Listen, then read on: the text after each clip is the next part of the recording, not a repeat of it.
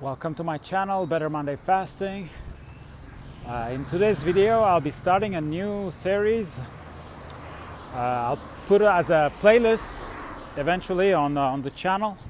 So I'm gonna take like pain point by pain point and try to brainstorm on possible solutions. So today's video is gonna be about weight management. It's a big one. Nothing I share in this video or on the channel, it's medical advice, so please do your own research before making any health-related decisions. So, weight management, oftentimes it's people focus on that, like they want to lose weight. Also, some people, they want to gain weight, but I believe that with fasting we can reach our ideal weight. We all have an ideal weight, and fasting is a great tool to reach that. So my take on it, it might be a little different because a lot of time fasting is associated with weight loss, weight management, but perhaps I see it in a slightly different way. And to introduce my thought is that if you're overweight, or more vulgarly say if you're fat, being fat or being overweight, it's not the problem. That's not your problem. That's the result. So I see like being fat, being overweight on the right side of the equal sign. So that means that in order to have a different result, we have to act on the causes that makes us overweight.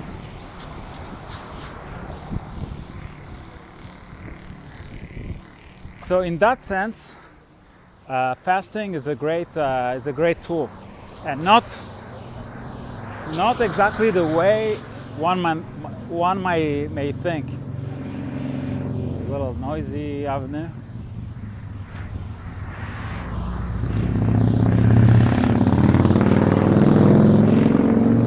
Let the biker pass by. Yeah, so common sense will say that, well, you know, when you're fasting, you put yourself in a calorie deficiency and you're burning fat, so you're going to be losing weight. And it's not. It's true in a way. I mean, it's not wrong. You'll be, you know, if you put yourself on ketosis, you'll be burning fat. But will you be resolving your problem or the result of a series of problems of being overweight? I don't think so. Not in a sustainable way, because with fasting, you'll be of course, like shedding some fat, but then once you break your fast, you also gain weight. So where the magic happens, it's not at that level with fasting. Where the real magic is going to happen is that if you start fasting regularly, you're going to be fixing the problems that are making you overweight. Or like if you're too skinny, you're eating all you want, but you don't absorb food, it will help with that as well. So the idea is that fasting will fix problems at a deeper level, and the result, it's gonna be like the results are gonna be being in good health, and being in good health is attaining your ideal weight. So that's the logic behind it. Of course, you know, with fasting, you will help also with the process of if you have really like accumulation of excess of fat, you have fatty liver, like all that. Like, of course, like fasting is going to also help directly with burning fat, but the real magic and the sustainable magic happens at a deeper level. So a lot of times people that are not in very good shape, you know, they have the belly and all that, like oftentimes they have inflammation, you know, and there's a mechanism of the body that protects itself, the tissues against inflammation, and is to retain water. I don't know if you ever you know, pretty severely like burn your finger on the stove or something, you know, like in some cases it'll be just red, but in some cases, if it's like a little bit more severe, it will you know, you will have like a bubble of water, you know, and because the thing is like this, the tissue is still burning, and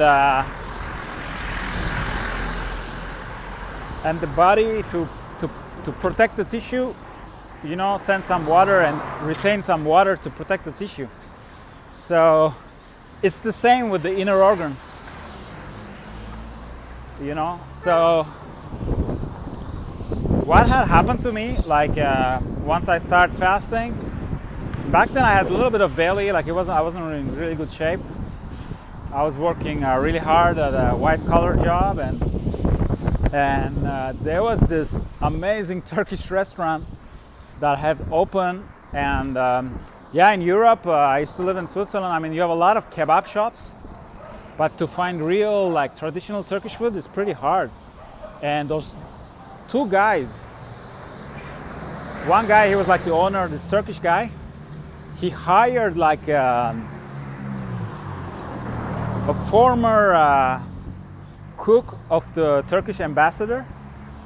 So I think the guy had come in the 70s or 80s, you know, like to be the cook of the ambassador. And I think he stayed then in Switzerland. And this other Turkish entrepreneur guy hired him. And the guy is from Bolu. Like Bolu, that's like the factory of cooks in Turkey. So it was just amazing. I mean, there was like every day there was like some Turkish dishes, and it was pretty close to where I worked. So each time I could go, I would go there, and it was like I'll eat all that delicious Turkish food. And was it on Fridays or Thursday? There's one day, I don't remember, he will actually make a homemade kebab, like a doner kebab. And it was just, you know, it will blow away any of the fast food kebabs in Switzerland, you know. And he told me like he was marinating in Turkish yogurt, the meat, and like there's all this thing like homemade, and it will like, the place will be full. You'll have all the people from working at the Turkish consulate, and you name it. Like it was so all that tangent to say that I had gained some weight around 2015, and in 2016 I discovered fasting. I don't have the numbers in mind, but at one point, so I started fasting and I adopted it as a lifestyle. And at one point it was like within like less than a couple of weeks or so, I lost so much weight. But it's like you cannot explain it, in my opinion. You cannot explain it by, oh, you're fasting and you're burning some fat. You know, it was like, I don't know if it was like 12 kilos or 15 kilos, like something like a huge amount of weight I was able to get rid of.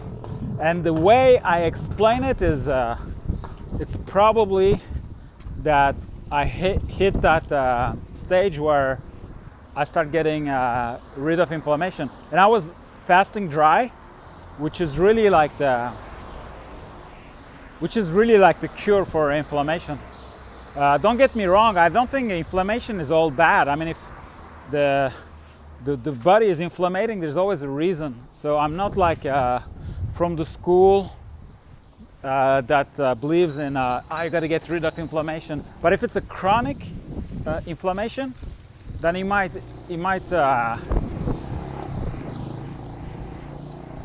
create other problems, you know. And if it's there, there's a root problem. So why did you get inflamed in the first place, you know? So eventually we want to get rid of it. But same as with, you know, when you have fever, I think it's really healthy. Like, it's just like the body is, you should even go in that, like, depending on, I mean, no medical advice, of course, but depending on the level, if it's not like life-threatening, maybe even go in that sense, you know, if you have fever, like the body is up to, you know, it's making its defense mechanism work, maybe go under the blanket, you know, maybe take like a hot bath and then go under the blanket and help the process. No medical advice, but that's what I do. But I almost never get sick thanks to fasting. It's really, for me to get sick, I mean, like really, like now several things need to happen. I mean, it's like, just like maybe a lot of stress, maybe a travel. Yeah, last time I got sick was in July here. Now we're in March, and I was in Medellin. And Medellin, you know, it's the perfect weather all year round and everything, and I had a great momentum and everything. And so it was, well, Medellin is on the equator. It doesn't really matter, but it's still north of the equator, so it's like technically it's summer. So I came here, it was the winter, so I came to the airport in Asuncion. It was nighttime and it was like 1 degree Celsius, you know, and with all the travel and all that. So then I got sick like for a couple days or something like, but yeah, for me, since I've been fasting, yeah, like a lot of things have to align, negative things, for me to get sick. And also I recover way faster than before, and I usually fast when I see that I'm weak. I can afford it, I go on a fast, try to sleep, and usually in 36 hours. It happened to me, I was in Turkey and I was touring, and also I was following my team Trabzonspor, and it was like yeah, it was kind of the early spring, but it was cold, like it was really, and I had all these shows aligned and all these games to attend, and you know, in cold like stadiums and stuff like and at one point I felt like I was in Trabzon, I felt like I was getting sick, and I was like, oh my god, I cannot afford it, you know. So I took a clove of garlic under my tongue and I slept like 36 hours. I stayed in bed. Boom, it was gone. Then I went to the games, and then I pursued the tour, didn't miss anything. And also, yeah, mentally, when you're in that mindset, you know, like when you have things, you know, important things to do, like it also when I used to work as a restaurant manager, like, you know, we're working like 6 days a week, you know, from 70 to 100 hours. And it was a new restaurant, so like I was like, I cannot get sick, and I never got sick, like even though it was like a pretty stressful job and intense. So yeah, the mental plays a role as well. So that's my take. Like, I mean, with fasting, you will definitely solve like weight management problems, but at a deeper level. And also for people who are more like type, so you have the people that are overweight, so they need to get, you know, in the habit of fasting, going back and forth with the sessions, and eventually, you know, they're going to start eliminating, and it's going to be working great for that type of people. And then you have the other type of people that are more like pale, skinny, kind of demineralized, you know. And for those, fasting is going to work great because probably it's a food absorption problem. So if they're eating, but they're actually feeding the toilets, like they're not the fact that they're eating, it's not solving any problem. I mean, they're not absorbing fully the food they're eating. So that, I mean, it might take a little longer, and that type of profile, it's gonna, with fasting, it's going to cleanse the colon and also recreate the microbiome. Fasting is a great tool to recreate all the good bacteria, but with your signature, you know, with your personal signature. So it's in a way it could be better than kefir or things like that, because when you take probiotics, I mean, they can be good, but it's foreign, you know. It's foreign, and so it can help. But with fasting, you're going to regenerate the microbiome with your signature. I mean, when we are born, that's why like the giving birth, like natural birth, is so important, because when you give the woman gives birth from the vagina, there's all these bacteria. I mean, the kid, like the baby, gets all this bacteria from the mom, and that creates the microbiome. Like that's the signature, you know, that like the whole thing starts like that. And so not giving a natural birth, then it can create problems for the baby in the future, you know, not having that, because the microbiome is it's the first line of defense. Because I see from the mouth to the anus, I see the whole digestive system as still outside of the body, because inside of the body is like cells, blood, that's inside of the body.